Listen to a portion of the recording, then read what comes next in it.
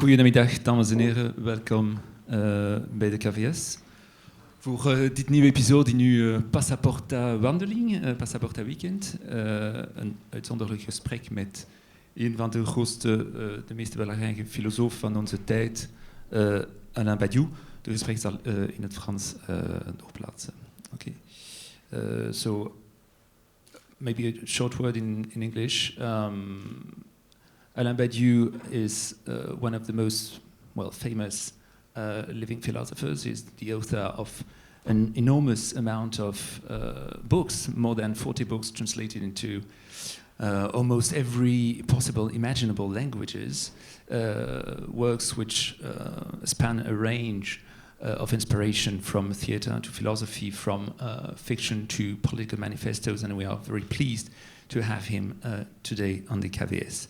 Donc Alain Badiou, bonjour. La conversation donc va se dérouler en français parce que le livre dont nous allons parler aujourd'hui est un livre pour lequel la question de la langue évidemment est une question importante. Il s'agit d'une traduction, non pas d'une traduction, d'une réécriture intégrale d'un des textes majeurs de l'histoire de la philosophie, un des 5 textes les plus importants de l'histoire de la philosophie, un texte qui a suscité 2500 ans de commentaires, La République de Platon. Et en 2007, il y a 6 ans, un peu plus de 6 ans, vous décidez de réécrire ce grand texte et de le mettre à la portée du lecteur contemporain. Alors la première question qu'on a évidemment envie de vous poser face à cette entreprise gigantesque, 6 ans de travail, d'un travail minutieux dont vous décrivez les contraintes dans votre introduction, pourquoi un travail, à quelle nécessité ce travail aussi gigantesque, aussi important obéissait-il chez vous? Quelle nécessité peut-être intime, quelle nécessité peut-être politique, quelle nécessité peut-être philosophique vous a poussé à entamer ce chantier qui est à ce jour un de vos 3 plus grands chantiers, du moins en termes j'ai envie de dire, de poids de papier? Oui, je pense que quand on s'attaque à une chose aussi longue, minutieuse et difficile, il n'y a qu'une seule explication, c'est l'amour. Hein. C'est-à-dire que, d'ailleurs, dans La République, on trouve un passage souvent commenté où Socrate dit à ses jeunes interlocuteurs que quiconque ne commence pas par l'amour ne deviendra jamais philosophe. Et alors,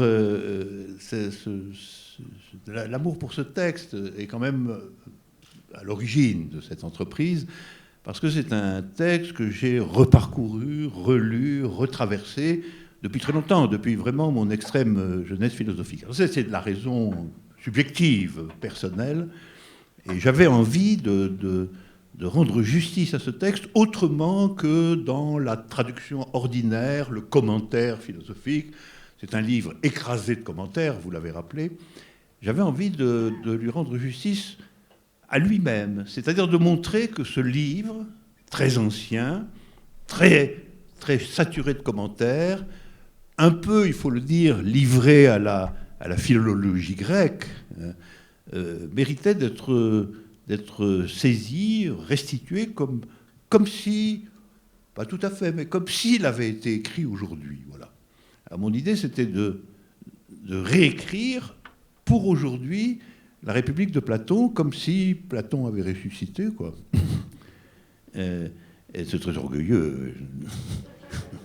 Très orgueilleux. Mais c'est tout de même un peu ça. Je ne sais pas si on peut philosopher beaucoup sans orgueil. Mais ça, c'est le premier. La deuxième raison, alors elle est évidemment, beaucoup plus générale, c'est que ça fait assez longtemps que j'estime qu'une sorte de... On prend une expression qui est un peu journalistique, que je n'aime pas beaucoup, mais enfin, une sorte de retour à Platon est aujourd'hui alors nécessaire, essentiellement contre la domination des idéologies relativistes qui valorisent exclusivement la particularité des cultures et la particularité des différences, et que... J'estime que maintenir dans ce contexte-là l'idée qu'il existe quand même, en définitive, des objets, des propositions, des inventions, des créations, dont la signification est universelle, voilà, que cela est très important, est évidemment, l'envoi de cela a été donné par Platon dans l'histoire de la philosophie. C'est lui qui le premier a tenté de dire, eh bien, Bien sûr, le monde est comme il est découpé en particularités innombrables, il y a des singularités irréductibles, etc. Mais en définitive, si l'humanité peut se reconnaître comme humanité, c'est bien parce qu'elle peut partager, accéder à quelque chose qui a une puissance et une valeur universelle. Cette chose qui a une puissance et une valeur universelle, d'ailleurs pas forcément la philosophie comme telle. Ça peut être les grandes œuvres d'art, ça peut être les théories scientifiques, ça peut être les inventions politiques créatrices et nouvelles, ça peut être même certaines figures de la passion amoureuse et du lyrisme qui va avec. Tout cela fait partie de ce qui a valeur universelle. Platon l'a recensé, reconnu très tôt, et je pense que ce retour à Platon nous est utile et évidemment, j'ajouterais nécessaire. Alors, on reviendra bien évidemment sur la question de l'absolu, qui est au cœur du dialogue, au moins sous une forme qui est la forme de la justice. La République est un dialogue sur la justice, sur le concept de justice. Mais avant, peut-être rester encore un petit instant dans la cuisine du texte. Vous avez dit, j'ai voulu écrire ou réécrire le dialogue comme si Platon avait été notre contemporain. Et ça impliquait de votre part toute une série d'opérations sur le texte. D'abord une série de contraintes auxquelles vous êtes soumis, et puis ensuite une série d'opérations sur le texte lui-même. Vous avez modifié toute une série de points, vous avez transformé toute une série de points. Oui, alors il y a des modifications de différents ordres. Hein. Il y a des modifications qui sont des modifications de forme, de disposition des personnages et des figures. La plus importante, certainement, c'est que j'ai introduit un personnage féminin. Ça, c'est parce que comment adhérer aujourd'hui à l'idée que les femmes sont exclues de la philosophie? Ce que d'ailleurs Platon ne dit pas. Il dit même exactement le contraire, car, chose souvent sous-estimée, il y a un véritable féminisme de Platon, puisqu'il est un des très rares auteurs de l'Antiquité qui admettent de façon explicite et développée que les femmes, comme les hommes, peuvent diriger la cité, peuvent participer à la direction de la cité. Donc il ne dit pas que les femmes sont exclues de la philosophie, au contraire, mais néanmoins, le fait est que dans le dialogue, les interlocuteurs sont tous des jeunes gens, il n'y a pas la moindre jeune fille là-dedans, alors j'en ai mis une, voilà. Et puis je l'ai mise vraiment parce que je lui ai attribué aussi une fonction singulière qui est d'être de tous les jeunes gens qui écoutent Socrate dans le dialogue de Platon, la plus rebelle tout de même, la plus résistante, la plus difficile à convaincre. Au fond, celle qui se laisse le moins avoir par la rhétorique des hommes. Voilà. Celle qui dit, oui, vous racontez ça, d'accord, c'est très bien, mais enfin bon, finalement, qu'est-ce qu'il y a derrière? Vous vous êtes contredit, vous avez dit le contraire avant-hier soir. Elle est là, elle est comme ça, cette jeune fille. Donc ça, je le prends comme exemple d'une modification de la présentation générale du dialogue. Il y a une autre série de modifications qui consiste à actualiser les références. C'est-à-dire, j'ai voulu un peu enlever du dialogue tout ce qui dépend de l'anthropologie grecque, vous comprenez?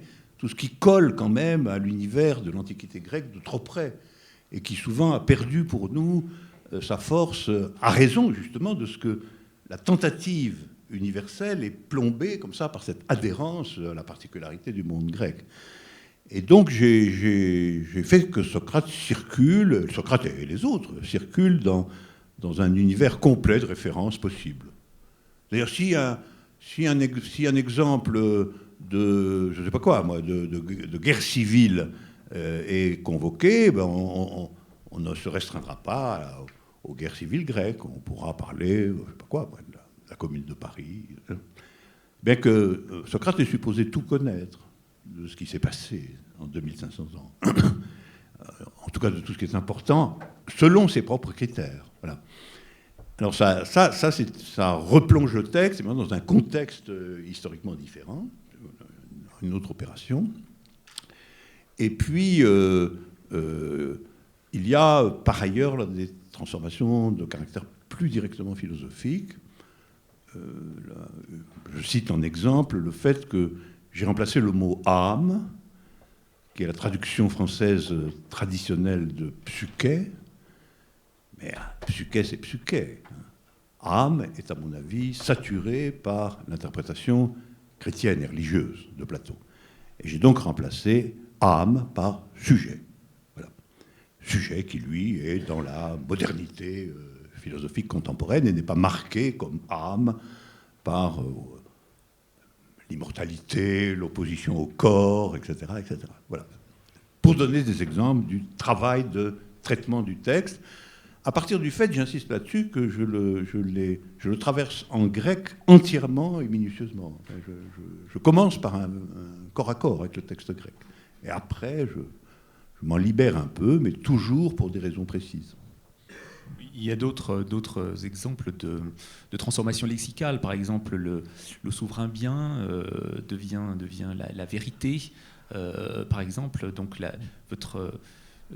une espèce de transformation se met à s'opérer aussi à travers ces changements lexicaux sur le contenu proprement philosophique du texte, où la pensée de Platon se met à, pour utiliser un mot moderne, se met à morpher dans un dispositif de pensée qui vous est plus propre, qui vous est plus singulier. C'est aussi une manière pour vous de vous approcher Oui, ça je crois, mais il y a tout de même des raisons assez évidentes et assez générales qui ne sont pas directement référables à ma propre construction philosophique. Parce que je dirais de souverain bien, ou de l'idée du bien, ou du bien, puisque pour Platon, le bien est supérieur à toute idée, il n'est pas vraiment une idée, il est supérieur à toute idée. Je dirais que ça aussi, c'est quand même quelque chose qui a induit une interprétation extraordinairement moralisante de la pensée de Platon. Cette idée que le bien est en définitive, la transcendance du bien est en définitive ce qu'il faut rechercher à travers toutes les activités de la pensée. Et je pense que vérité, dont je peux montrer que ça joue finalement le même rôle dans la connaissance, dans la philosophie, etc., est infiniment plus neutre au regard de ce moralisme qui a dominé l'interprétation de Platon pendant des siècles, malgré tout. Le souverain bien a été en réalité interprété comme la souveraineté de Dieu. Ça a été quand même l'interprétation majeure. Il n'est pas possible de faire vivre Platon aujourd'hui si on le laisse coller à ça. Le remplacement de bien par vrai, alors qu'on sait que pour Platon, en fin de compte, c'est la même chose, le bien et le vrai, mais choisissons vrai dans la langue, on sera quand même moins asservi à la religion. En revanche, vous conservez, disons, ce qui est l'essentiel du dialogue, c'est-à-dire, la forme dialoguée. Vous conservez également son déroulement. Le dialogue commence par cette rencontre à la sortie du port. Socrate se promène avec le jeune frère de Platon, Glaucon, que vous appelez Glauque. Et voilà qu'il rencontre un autre groupe, un peu méché aussi, ils sont un peu méchés tout de même, dans lequel se retrouve notamment la Amanta, la sœur aussi de Platon, sœur de Glauque, et un groupe de joailleries qui décide d'emmener Socrate pour poursuivre la soirée dans une villa de la banlieue avant de éventuellement revenir pour une grande fête à laquelle ils n'iront jamais. Et puis il parle pendant dites-vous, 22 heures. Alors, ce dispositif, moi, ce que j'ai envie de vous demander, c'est ce dispositif dialogué, la narration elle-même, dont on pourrait imaginer ou dont on pourrait penser que elle est elle aussi très inscrite dans ce que vous venez d'appeler l'anthropologie grecque. Ça, pourtant, vous avez considéré que c'était quelque chose auquel il ne fallait pas toucher. Vous avez opéré évidemment des transformations, notamment dans le rythme du dialogue, mais cette forme-là et ce contexte général, c'était quelque chose d'intouchable pour vous. Ah oui, mais parce que ça véhicule une idée tout à fait fondamentale de Platon et que je crois extraordinairement moderne.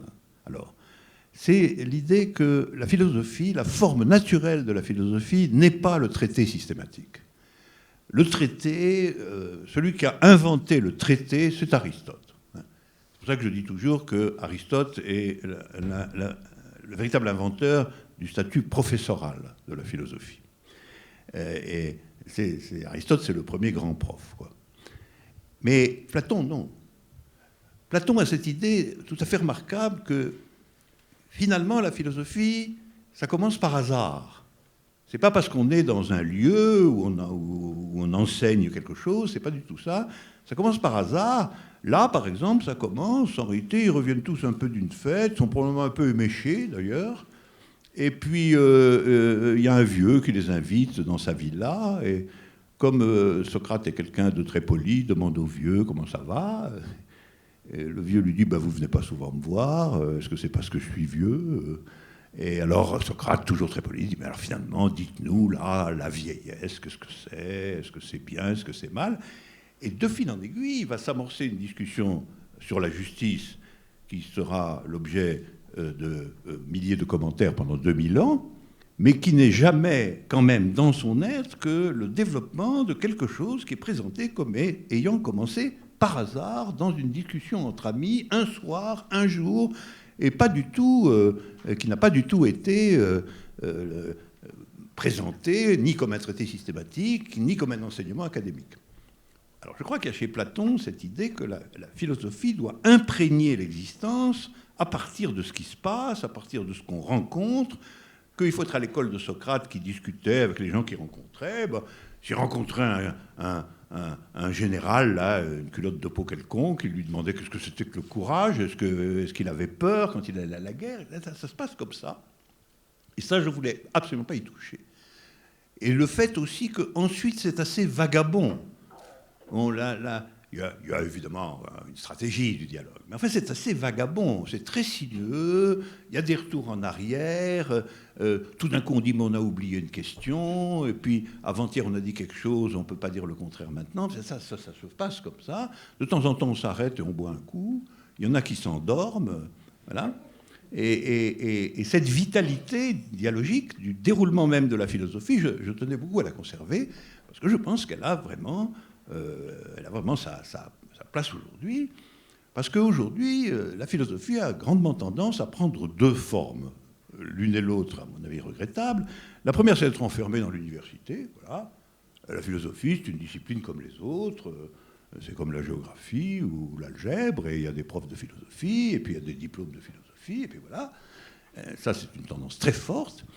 C'est-à-dire ce que Lacan aurait appelé la soumission de la philosophie au discours de l'université. Voilà. Et puis l'autre forme, c'est sa confusion avec le journalisme. C'est-à-dire n'importe qui est philosophe. Depuis qu'il y a eu les nouveaux philosophes, il y a eu cette nouvelle figure du philosophe qui est un personnage convoqué à donner son avis sur n'importe quoi dans les grands médias et qui se confond en réalité avec... la figure de l'intellectuel intervenant, enfin quelque chose comme ça. Mais alors, ni l'une ni l'autre de ces figures de la philosophie ni ne me conviennent, ni ne sont en tout cas du tout celles de Socrate et de Platon.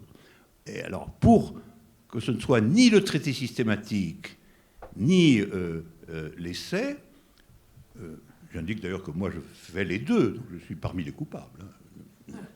Je suis parmi les coupables. Mais justement, c'est une manière de m'amender que de revenir à Platon et de faire ça dans une forme tout à fait différente, qui est la forme, au fond, d'une gigantesque pièce de théâtre. Parce que c'est ça. À la fin, c'est une gigantesque pièce de théâtre. Et j'ai accentué cet aspect délibérément. Je l'ai encore plus rapproché du théâtre que ne le faisait Platon. Mais vous voyez, c'est une position sur la philosophie. C'est très important. Ce n'est pas simplement une question de forme. Et je pense que c'est un avatar de la philosophie, c'est que Aristote l'a emporté sur Platon, en fait, pendant des millénaires. C'est le traité de philosophie, le livre construit, conclusif, etc., qu'il a emporté sur ce vagabondage incertain. Parce que les conclusions de Platon ne sont jamais définitives. Hein. Il recommence à chaque fois. Un dialogue peut remettre entièrement en question ce qui a été fait et dit dans un autre dialogue. C'est le traité qui l'a emporté.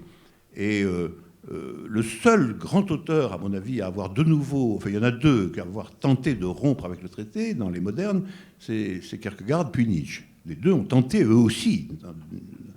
Ils sont donc plus platoniciens qu'ils en ont l'air, en fait, parce qu'ils ont ramené la philosophie dans le domaine de cette liberté, comme ça, souveraine et hasardeuse. Alors ça, c'est aussi tenter de remettre en cause la sombre victoire du traité. Il est amusant que vous soulignez comme référence Kierkegaard et Nietzsche comme ayant poursuivi cette entreprise de la philosophie, alors que de votre axiomatique, disons, vous avez plutôt tendance à les placer du côté de l'antiphilosophie, non? Ce serait le moment où l'antiphilosophie, par la forme, viendrait aider la philosophie à se dépasser? Tout à fait, c'est exactement ce que vous dites. En effet, en réalité, quand Kierkegaard et Nietzsche attaquent la philosophie, ils attaquent précisément cette domination métaphysique du traité pendant des siècles. Et donc, Kierkegaard va utiliser le journal intime, le récit de vie, l'anecdote, et comme vous savez, Nietzsche va utiliser l'aphorisme, la parabole et le poème. Et ils vont le faire parce que, précisément, ils veulent ramener, en réalité, ce qu'ils estiment, eux, être la philosophie, à sa source existentielle, à sa source subjective forte, et la libérer de l'abstraction académique du traité. Ce que faisant, il renoue profondément avec une tradition platonicienne, qui tend en réalité une tradition aristotélicienne. C'est pour ça qu'ils ont par ailleurs des contentieux avec Platon, pour d'autres raisons. Mais sur ce point-là, ils sont dans la grande filiation platonicienne. Ce qui me fait penser souvent qu'en réalité, dans l'histoire de la philosophie, dans 2500 ans d'histoire de la philosophie, il n'y a qu'une seule contradiction importante, c'est la contradiction entre Platon et Aristote. Donc je recommande toujours, si vous connaissez Platon et Aristote, ça suffit. Épargnez-vous le reste, y compris moi. C'est une question que j'avais envie de vous poser, qui était relative à un petit texte que vous venez de publier dans un recueil, un ouvrage collectif qui s'appelle « Qu'est-ce qu'un peuple ?», qui vient de sortir à la Fabrique, dans lequel vous dites cette phrase « L'idéologie dominante de nos sociétés est aristotélicienne. Aristote a installé contre l'aristocratisme apparent de Platon l'excellence de ce qui se tient dans un juste milieu. » Alors votre anti-aristotélisme se déploie de manière de plus en plus visible. Oui, mais en plus, je l'ai eu au programme d'agrégation. J'ai souffert sur Aristote. Alors pour revenir au texte de Platon, et peut-être de nouveau une certaine... Peut-être les différences aussi que vous avez introduites dans le texte. Donc il y a des différences de forme, on en a parlé. Il y a des différences de langage ou de vocabulaire. Et puis il y a des différences qui sont aussi des différences plus substantielles. Il y a des moments où Socrate, dans le cours du dialogue, dit oui, mais Platon, là, dans la République, bon, il m'a fait dire des trucs. Je ne suis pas forcément d'accord avec ce qu'il a dit. Il y a plusieurs points où Socrate le dit lui-même et d'autres points où Socrate ne le dit pas. Peut-être qu'on pourrait en détailler un ou deux. Par exemple, sur la question de la famille. Dans cette République idéale, dans cette cité idéale, le rôle de la famille entre la version qu'en donnait Platon et la version que votre Socrate en défend est quand même substantiellement aussi différent, n'est-ce pas? Absolument. Non, mais là, j'ai d'ailleurs dû avouer publiquement maintes fois qu'en ce qui concerne ces passages du livre 7, des livres 7 et 8 de la République traditionnelle, là, j'ai vraiment capitulé dans ma volonté de suivre Platon. Là, on a quelque chose qui est si enfoncé dans l'anthropologie grecque qu'on ne peut pas suivre. Et là, on ne peut pas procéder à des modifications de détail. Comme vous savez, l'hypothèse communiste de Platon concernant la vie des dirigeants de la cité implique qu'ils doivent se débarrasser de tout intérêt familial. Parce que l'intérêt familial est contraire à l'universalité, évidemment. Et il a parfaitement compris, Platon, que la famille, c'est quand même le lieu où se refabrique constamment quelque chose d'égoïste, la transmission du patrimoine, l'héritage, et puis aussi essayer de placer ses enfants dans les endroits agréables de la société, faciliter leur carrière, etc. Et entre nous, c'est un vrai problème. C'est un vrai problème. C'est-à-dire la question de savoir quelle est exactement la possibilité de faire que la famille demeure dans son existence même une puissance suffisamment désintéressée pour ne pas contredire les objectifs égalitaires de la société tout entière, c'est un vrai problème. D'ailleurs, dans cette République, je fais dire à Socrate qu'il n'est pas résolu ce problème. Socrate dit non... Et alors, évidemment, je m'amuse un peu à lui faire dire, à lui, Socrate, que la solution proposée par Platon, qui est, comme vous le savez, la mise en commun des femmes, des enfants, et la dissolution de la famille dans une espèce de filiation anonyme, finalement, où fils et filles ne connaîtront pas leurs parents, cette solution radicale et à vrai dire dont les conséquences sont absolument effrayantes quand on regarde même le texte de Platon, je fais dire à Socrate que cette solution de Platon n'est pas bonne. Voilà. Et alors c'est là que je dis, je fais dire à Socrate, j'ai toujours été en désaccord avec ce que Platon me fait dire sur ce point, et je profite de l'occasion qui m'est donnée par Badiou pour le dire publiquement à tout le monde. Voilà, je ne suis pas d'accord avec ce que Platon m'a fait dire. Il y a d'autres points qui sont des points disons de discussion, des points de divergence. Je pense à un autre point qui est un point assez important, qui est celui dans cette cité idéale qu'il s'agit de décrire, qu'il s'agit d'inventer à travers la discussion, la cité juste, enfin une cité ordonnée sur un principe de justice, donc un principe de vérité. Il y a, chez Platon, dans l'original de la République, enfin, je ne sais plus très bien quel est l'original, quelle est la copie maintenant, puisque Socrate est plus antique, bref, le statut d'un certain nombre de personnes se met à se transformer. La grande classe des gardiens, dont Platon avait dit qu'il devait être une des trois grandes classes de cette cité, devient chez vous quelque chose de beaucoup plus englobant, de beaucoup plus général.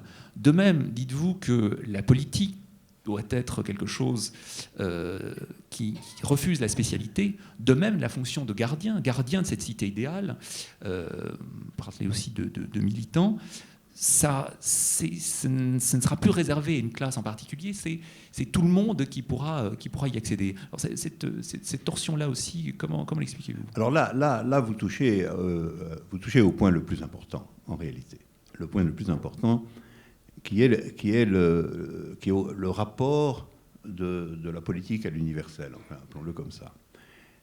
Je pense que sur ce point, il y a une véritable contradiction interne à l'œuvre de Platon. Parce qu'au fond, que nous dit Platon ? Platon nous dit la société dans son ensemble ne peut être véritablement, ne peut libérer les capacités de pensée dont les gens sont capables que si elle cesse d'être soumise soit la tyrannie d'intérêts privés concentrés, le tyran, mais aussi les plutocrates ou les militaires, mais aussi si elle cesse d'être livrée à la concurrence des intérêts individuels privés, comme selon lui c'est le cas dans la démocratie. Donc ni la solution individualiste d'un côté, ni la solution qui concentre le pouvoir dans une minorité ne sont valables. Pourquoi ? Parce qu'elles soumettent la société dans son ensemble à un principe d'intérêt. La société libre est une société qui ne doit plus être soumise à un principe d'intérêt, que cet intérêt soit l'anarchie des intérêts individuels ou que cet intérêt soit celui d'une petite clique. Voilà. En ce sens, il a été conçu dès le XIXe siècle ou même avant comme le premier communiste, bien que la société qu'il décrive ne le soit pas, d'une certaine manière, on va y revenir. Il a été décrit comme le premier communiste parce qu'il a été le premier à dire, voilà, la société libre, émancipée, c'est une société qui se libère du joug des intérêts en tant que principe d'organisation de la société tout entière. Il était à sa manière anticapitaliste au sens large, c'est-à-dire hostile au fait que le jeu des intérêts soit la règle interne de la société. Alors ça, c'est le point que moi, je pense qu'il faut reprendre aujourd'hui, tout à fait. C'est-à-dire c'est le point sur lequel il faut de nouveau, dans la situation où nous sommes, livrer la plus considérable bataille politique. Tout le monde voit tous les jours à quel point l'organisation sociale du monde entier est soumise aujourd'hui à des intérêts oligarchiques extrêmement déterminés, extrêmement puissants, et d'une oligarchie finalement extrêmement restreinte. Voilà. Donc, mais alors, à partir de là, Platon imagine que ce qui peut commander la transformation d'une société dans ce sens-là ne peut être en réalité qu'un groupe autoritaire, en réalité de dirigeants qui, eux, sont en effet totalement désintéressés. C'est-à-dire un groupe de dirigeants qui ne connaît que le bien public, qui est entièrement voué au bien public, mais qui, d'une certaine façon, organise l'ensemble de la société de telle sorte à ce que, comme eux qui sont désintéressés la dirigent, elle soit une société idéale, sans que ça signifie que la totalité de la population puisse participer à cette direction désintéressée. Alors, les gens qui ne seront pas dans cette direction désintéressée vont simplement contribuer aux fonctions sociales nécessaires de la société. Le cordonnier sera cordonnier, l'agriculteur sera agriculteur, etc. Et donc, il va conserver ce point qu'à mon avis, aucune émancipation véritable ne peut conserver. Il va conserver quoi? Il va conserver la division du travail. Il va absolument conserver la division du travail. Simplement, il va créer, si je puis dire, un travail particulier qui est le travail du désintéressement, qui est le travail des dirigeants en tant que les dirigeants. Eux, ils n'ont pas d'intérêt particulier à défendre. Ils ne défendent pas une production ou une richesse particulière. Et d'ailleurs, ils ont un mode de vie absolument désintéressé, absolument communiste. Ils ne possèdent rien, ils vivent de façon ascétique, ils discutent les décisions exclusivement en fonction de la représentation collective qu'ils se font du bien public. Alors moi, ce que je pense, c'est que, et ça c'est la transformation essentielle que j'ai introduite, c'est qu'il faut universaliser ce propos restreint.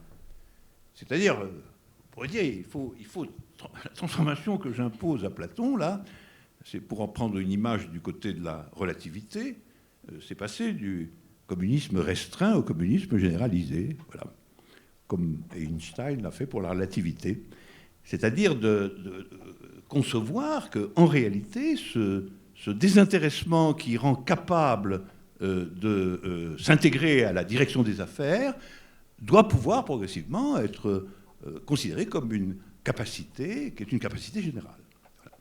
Et ça, c'est sans doute la modernisation principale, parce que je pense que la manière dont Platon continue à rester inscrit dans la division sociale du travail de façon extrêmement rigide est un archaïsme chez lui. C'est quelque chose qui est en contradiction, en tension avec sa vision générale de la politique, vision générale de la politique qui est vraiment une politique d'émancipation, une politique d'une société délivrée de la pesanteur écrasante des intérêts privés. Voilà.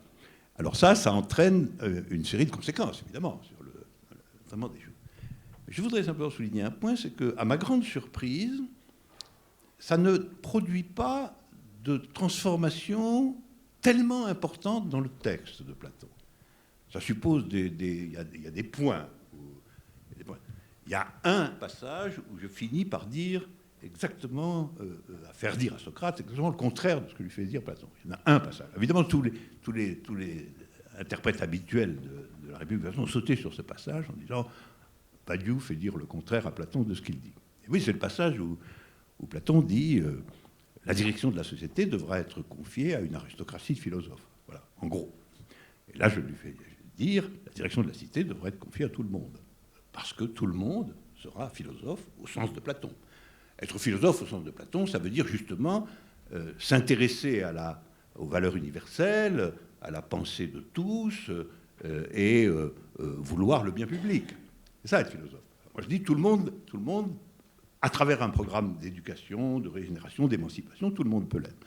Donc la phrase où Socrate dit tout le monde doit devenir philosophe est en effet absolument contraire à ce qu'au même endroit dit Platon. Alors ça concentre le travail de modification, mais pour le reste, vous voyez bien de quoi il s'agit. Il s'agit simplement d'universaliser ce que Platon a réservé à une aristocratie intellectuelle. Voilà. Or, pourquoi c'est très important? Parce qu'après tout, on peut penser que sur ce point, la tradition communiste du XXe siècle a été exagérément, malheureusement, platonicienne au sens primitif. Parce que finalement, la doctrine du parti communiste, a retrouvé l'aristocratisme de Platon.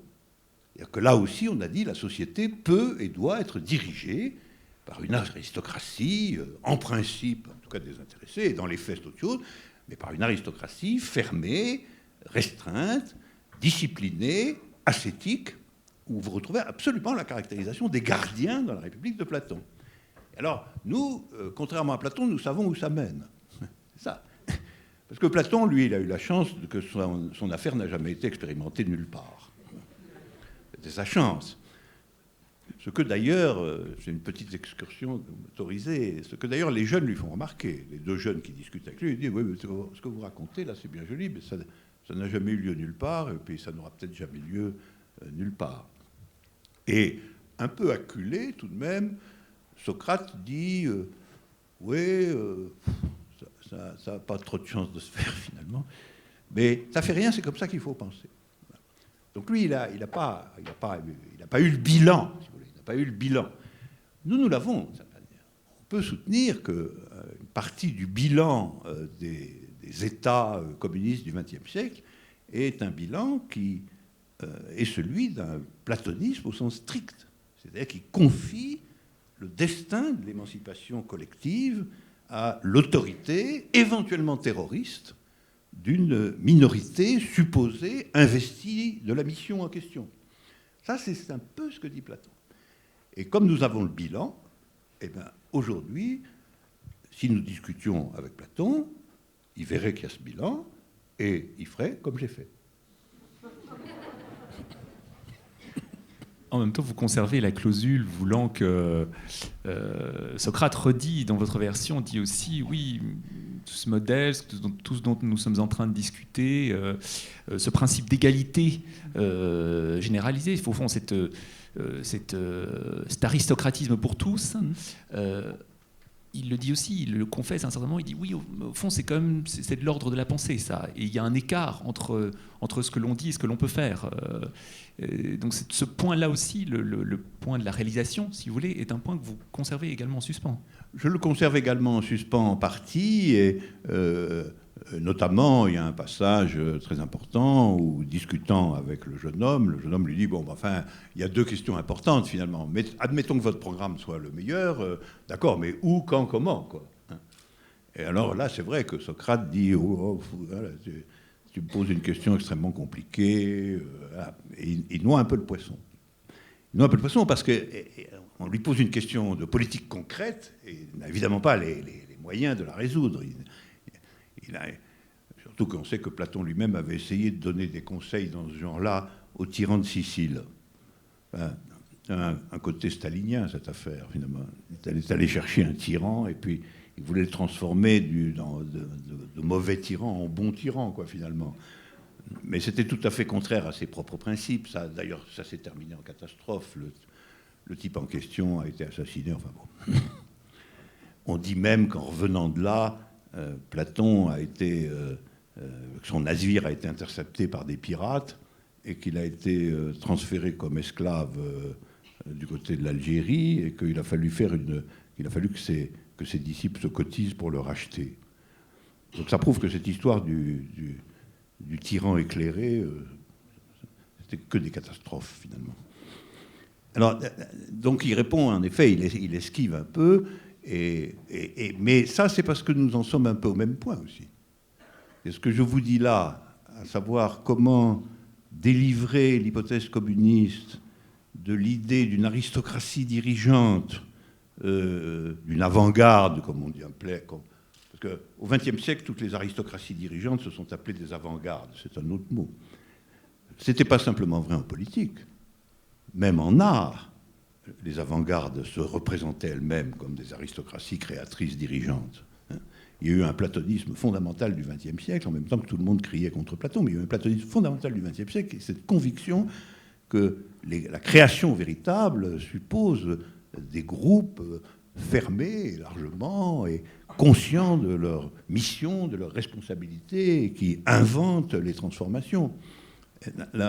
Alors, on voit bien qu'aujourd'hui, il faut trouver autre chose, et ça veut dire la tâche qui est la nôtre, et dont ce livre est une partie, comme ça, mais généalogique, si vous voulez. C'est de libérer l'idée d'émancipation de cette conviction qu'elle ne peut être réalisée que par une aristocratie dirigeante. Une aristocratie intellectuelle, mais une aristocratie quand même. Mais on ne sait pas très bien. On ne sait pas très bien. C'est ça la crise de la politique, la crise maintenant de la politique. On ne sait pas très bien comment faire ça. Alors, on sait même très peu, on va dire. On sait très peu, mais sauf que là, je vais dire comme Socrate. Oui, je ne sais pas, mais c'est quand même comme ça qu'il faut faire. C'est-à-dire que c'est à ce problème-là qu'il faut soumettre notre examen des situations concrètes. Ce qui est intéressant dans une situation concrète, c'est ce qui permet d'inventer quelque chose qui va dans ce sens-là. Et si on... Parce que vous savez, les situations, elles dépendent beaucoup de comment on les regarde. Si vous les regardez, les situations, en fonction du modèle de l'aristocratie dirigeante, vous allez dire, voilà, dans la situation, j'ai repéré ce gars-là, ce gars-là et ce gars-là, qui ont l'air vraiment bien, et je vais les prendre dans mon organisation.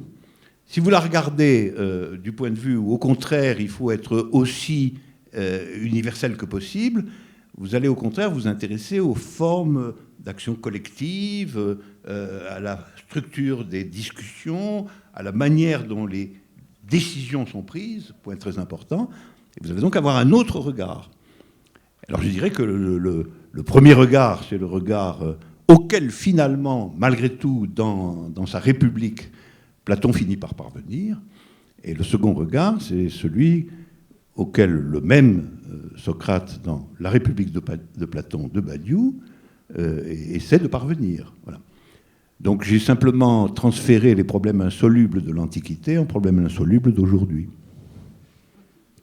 Mais vous proposez tout de même une diagonale, hein. Enfin quelque chose qui, à défaut de constituer une solution, pourrait constituer une propédeutique à une solution possible qui est précisément la doctrine de l'idée. C'est-à-dire revenir sur, de fait, ces distinctions sur lesquelles vous commenciez tout à l'heure, entre, d'une part, les vérités, les petites vérités qui parcourent le monde, et d'autre part, une grande idée de la vérité, idée que vous reprenez de Platon et que, dans votre propre œuvre, du reste, vous avez machiné depuis maintenant fort longtemps. Oui, c'est-à-dire que ce que j'appelle l'idée, là, dans le sillage de Platon, il faut bien voir ce que c'est. Ce n'est pas une espèce de chose suspendue dans le ciel et qu'on découvrirait. L'idée, c'est un principe d'orientation de la pensée et par voie de conséquence de l'action elle-même. C'est le fait que... pourquoi je prenais cet exemple? C'est que quand vous êtes dans une situation pratique, qu'elle soit politique, amoureuse, créatrice d'art, etc. Ne soyons pas entièrement obnubilés par la politique. Mais quand nous sommes dans une situation, l'idée, c'est ce à travers quoi vous essayez de lui faire dire quelque chose à cette situation. C'est-à-dire la manière dont vous essayez de tirer de cette situation un enseignement universel, c'est-à-dire quelque chose qui aura valeur ailleurs, autrement et pour d'autres gens. L'idée, c'est ça. L'idée, c'est un opérateur qui permet de sélectionner dans les situations diverses les éléments suffisamment solides et universels pour qu'on puisse les retenir comme des leçons véritables de la situation. Et évidemment, ce que je vous disais là, c'est que par exemple, l'idée communiste, prenons celle-là, pendant tout le XXe siècle, à partir de Lénine, à vrai dire essentiellement, elle a consisté à interroger les situations du point de vue de l'éventuelle fonction d'une avant-garde dans cette situation. C'était la forme de cette idée. Alors cette idée, comme tout change, y compris l'idée aujourd'hui, en la matière, ça doit être d'examiner les situations d'un autre point de vue que celui-là. Ça ne veut pas dire qu'il faut que ce soit désorganisé, etc. Non, mais il faut penser la situation autrement. Et l'idée, c'est l'opérateur de la pensée du concret. Et ça, je crois que c'est absolument fondamental. Et si vous n'avez pas d'idée de ce genre, vous ne savez pas finalement comment vous orienter dans la situation. Donc c'est la situation qui vous entraîne sans que vous sachiez ni quoi ni qu'est-ce. Or, c'est un combat d'autant plus important aujourd'hui que la thèse fondamentale de toutes les forces politiques dominantes, et de toute manière, il n'y a pas de différence entre elles, c'est que ce qui dicte la conduite, ça n'est pas du tout l'idée, mais c'est ce qui est appelé la réalité. Tous les gouvernements aujourd'hui, en Europe, ça, on est servi de ce côté-là, nous expliquent que voilà, il y a les réalités. Et alors les réalités, ça veut toujours dire qu'il faut s'y soumettre. Alors Platon, c'est quand même important pour nous dire, c'est pas la réalité, ça n'existe pas, d'une certaine manière. La réalité, c'est toujours le mode sur lequel, à partir d'une idée, on extrait de ce qui se passe, en effet, de ce qui arrive, un principe d'orientation. Or, aujourd'hui, c'est pas ça. On nous dit, les réalités sont terribles et vous êtes priés de vous y soumettre. Et donc, le combat pour ramener quand même la politique, mais tout le reste, dans le champ d'une interrogation effective du point de l'idée des situations, c'est un combat fondamental, je crois. C'est un combat fondamental. Parce que sinon, nous ne faisons qu'être au service des intérêts d'une oligarchie financière. Parce que la réalité, c'est ça. La réalité, c'est l'exigence que cette oligarchie financière continue à prospérer. Et la menace absolue, c'est qu'elle ne le puisse pas. La preuve, c'est que le point impensable aujourd'hui, c'est quand même absolument formidable. Le point impensable aujourd'hui, c'est pas du tout qu'il y ait des millions de gens dans la misère ou qu'on ferme des usines en foutant dehors des centaines et des milliers de gens, etc. C'est pas du tout ça qui est le point qu'il faut éviter à tout prix. Qu'il faut éviter à tout prix, c'est la faillite d'une grande banque. Ça, c'est un fait, quand même. Je ne l'invente pas, c'est pas de la propagande. Si vous lisez ce qui se passe, et ça, que le gouvernement soit tel ou tel, c'est comme ça que ça marche. Alors, je crois, nous pouvons revenir à Platon en disant cette contrainte de la réalité qui, en définitive, est la contrainte absolue des intérêts d'une oligarchie réduite, nous ne pouvons lui opposer qu'une interprétation des situations qui se fait d'un autre point de vue. Voilà. Et cet autre point de vue, s'il est un point de vue désintéressé, il faut bien qu'il fonctionne à partir de l'universalité d'une idée. Sinon, comment ça peut se faire? Donc on interrogera la situation, non pas du tout à la lumière de savoir si ce serait une catastrophe qu'une banque crève, etc., etc., mais on interrogera, ou sur la question impérative et absolue de diminuer le budget de l'État, mais on interrogera d'une autre façon. Ce que je voulais simplement dire, c'est qu'on est aujourd'hui dans un renouvellement complet de ce problème, parce que la solution ne semble pas pouvoir être celle qui interroge les situations à partir de l'idée d'une avant-garde. Voilà. Il y a encore une quinzaine d'années, du reste, le mot d'absolu était en philosophie, dans la doxa, disons philosophique, un mot qui était un mot inaudible, et que votre entreprise a contribué à rendre dissible dans ce milieu. Oui, ce que j'appellerais absolu, c'est la même chose que l'universalité de l'idée. C'est-à-dire, elle est absolue au sens où, précisément, elle est irréductible au jeu particulier des intérêts. Et c'est comme ça, quand même, que toujours la politique d'émancipation s'est gouvernée. Elle s'est toujours gouvernée au nom de ce qui a pu être appelé des principes, par les révolutionnaires français, par exemple. Les révolutionnaires français de 89 parlaient plutôt de principes. Enfin, tout ça, c'était la même histoire. C'était interroger les situations du point de vue des principes, du point de vue de l'idée, et par conséquent du point de vue de quelque chose qui, en effet, n'est pas réductible au jeu immédiat des intérêts qui se confrontent dans la situation, et qui, en ce sens, peut être dit absolu. Absolu, ça veut simplement dire reconnaissable par tout le monde. Reconnaissable et admissible par la masse de ceux qui sont concernés par la situation. Et on ne nous fera pas croire que le destin d'une grande banque puisse être absolu. Un absolu médiocre.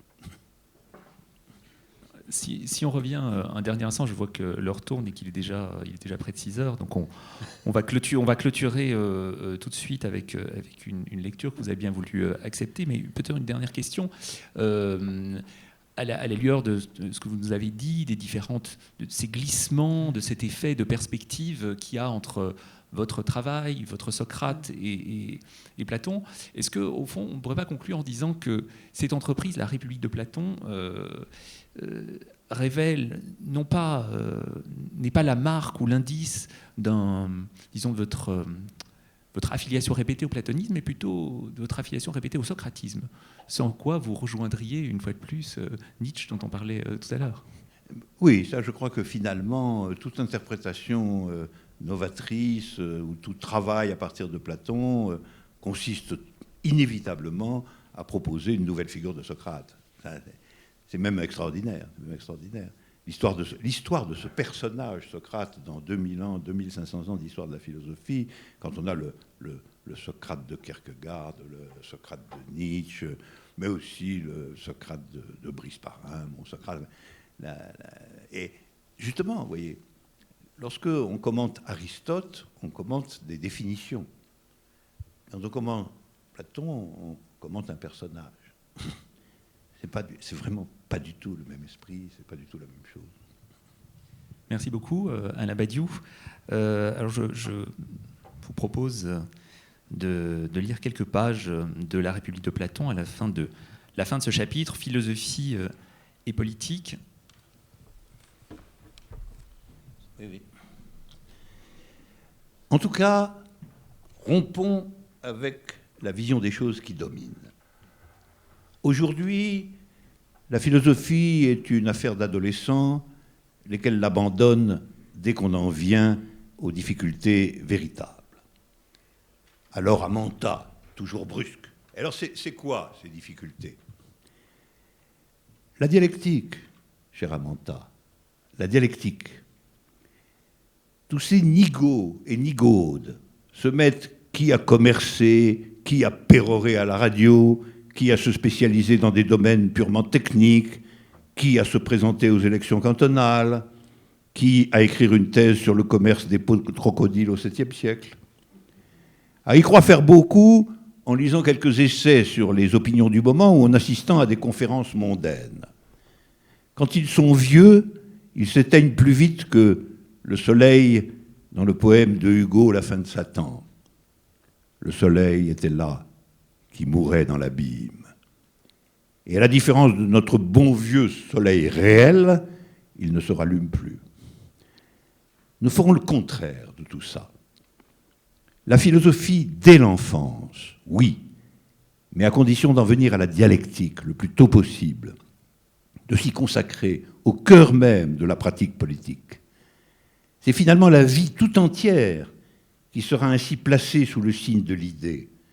Et tous les êtres humains pourront jouir, jusqu'à l'âge le plus avancé de l'existence, comme de ce qui leur a permis d'être celui qu'ils sont devenus et dont ils ont de bonnes raisons d'être fiers. Glauque sent que le ton presque triomphant de Socrate masque une inquiétude, ou plutôt une incertitude fondamentale quant au destin réel de la philosophie et du philosophe. Et c'est délibérément qu'il remue le fer dans la plaie. Je dois admettre, cher Socrate, que vous dissertez avec une conviction qui fait plaisir à voir. Mais je suis convaincu que l'immense majorité de ceux qui vous écoutent, ou même de ceux qui, de siècle en siècle, prendront connaissance de vos idées dans les dialogues de mon révéré frère Platon, voir ce... écoute, arrête de faire l'acteur, dit Amanta, exaspéré. Ça va, disons que la majorité des gens vous tiendront tête avec une conviction au moins aussi inébranlable que la vôtre. Ils refuseront absolument de vous faire confiance, Thrasymachus le tout premier.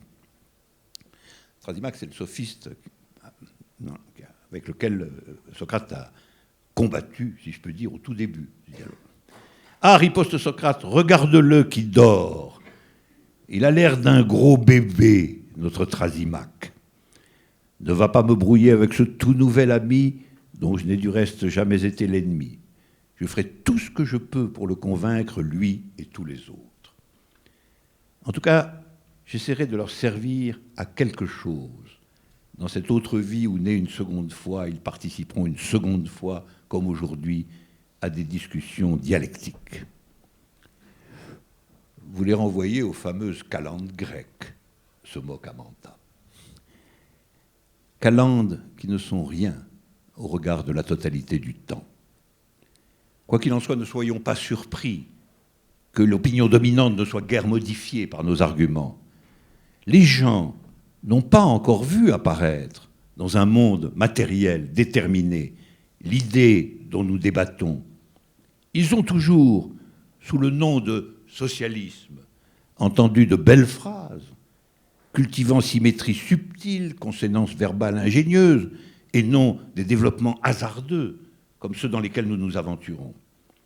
Quant au type humain qui consonnerait réellement avec les vertus essentielles constitutives d'un sujet de vérité, et qui serait en quelque sorte par ses actions comme par ses déclarations, un type humain auquel on confierait la direction d'un pays tel que celui dont nous tentons de penser l'existence, eh bien, les gens n'ont jamais vu un seul individu qui soit conforme à ce type. A fortiori, ils ne peuvent pas imaginer un monde où s'y conformer serait la règle générale. C'est pourquoi je redoutais de m'étendre sur ces problèmes. Cependant, soumis à la vérité, j'ai fini par dire qu'aucun pays, aucun État, et même aucun individu ne parviendra à faire tout ce dont il est capable avant que ne soit élargi à la dimension du peuple entier le groupe actuellement restreint des philosophes. Je parle bien entendu des seuls vrais philosophes, ceux qui ne se sont pas laissés corrompre ni par les opinions dominantes, ni par les pouvoirs, qu'ils soient financiers, politiques ou médiatiques. Ces philosophes dont on dit aujourd'hui qu'ils sont archaïques, inutiles, voire même dangereux. Cet élargissement relève d'une nécessité elle-même déployée à partir du hasard d'un événement, et tous y seront entraînés, qu'ils le veuillent ou non. Et si l'on nous fait l'objection qu'une telle élévation de la conscience publique ne semble pas s'être produite dans des contrées lointaines, ni même n'est envisagée comme possible dans le futur par les esprits qu'on dit les plus informés, nous répondrons que la rationalité de notre hypothèse ne dépend pas de l'histoire ni de la prédiction scientifique, mais de ceci qui est vraiment fondamental. Il suffit de pouvoir penser que le hasard de circonstances mêlées et parfois violentes ouvre la possibilité d'une politique conforme à l'hypothèse communiste, pour que cette possibilité soit celle qui, pour nous, et finalement pour tous, prenne la valeur d'un principe d'action. Glauque reste sceptique. Vous n'arriverez que bien difficilement à convaincre de tout cela une fraction de l'opinion suffisamment large pour qu'elle fasse basculer le rapport de force idéologique dans nos contrées démocratiques. Et Socrate répond, ne sois pas si sévère pour l'opinion. Si les ouvriers, les employés, les paysans, les artistes et les intellectuels sincères ont du mal à croire à la puissance de notre idée, c'est à cause des faux philosophes qui ont pignon sur rue et qui, serviteurs de l'ordre dominant, mettent toute une rhétorique au service de cet ordre en déversant sur les politiques d'émancipation, telles que la philosophie les valide au nom de l'idée du communisme, leurs injures conventionnelles. Utopie, vieillerie, totalitarisme, idéalisme criminel. Mais que la passion des individus de devenir le sujet dont ils sont capables soit éveillée par la conjonction du labeur pensif des militants, de la fidélité des philosophes à ce labeur et de quelques secousses imprévisibles qui affaiblissent momentanément l'organisation propagandiste et répressive des États, et les peuples verront l'avenir sous des couleurs entièrement différentes. Non seulement ils seront alors aisément convaincus que notre projet est le meilleur, comme au niveau de la philosophie nous sommes en train de le démontrer, mais les masses s'empareront de l'idée, en feront, pour reprendre les termes de Mao, une bombe atomique spirituelle. L'expression fait mouche, et tous font silence. Un silence vibrant, comme si la bombe en question allait exploser d'un moment à l'autre. Terreur intellectuelle, conviction naissante, doute profond. Qui pourrait en décider dans ce salon du Pirée qu'éclaire, venu du large, un matin transparent?